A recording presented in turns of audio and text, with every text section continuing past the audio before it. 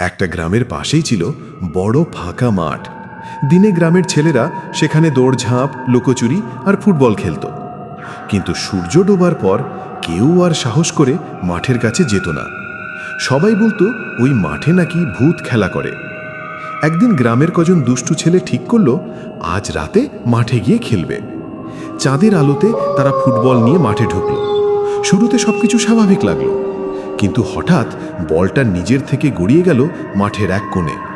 ছেলেরা যখন কাছে গেল দেখল সাদা পোশাক পরা এক লম্বা অবয়ব বলটা ধরে দাঁড়িয়ে আছে। তারপর হঠাৎ করে মাঠ ভরে গেল অদ্ভুত শীষের শব্দ আর ঠান্ডা হাওয়া। ছেলেরা ভয়ে দৌড়ে বাড়ি ফিরে গেল। পরের দিন সকালে মাঠে গিয়ে দেখে গত রাতের ফুটবলের বলটা নেই, শুধু মাটিতে গভীর চাকার দাগের মতো ছাপ।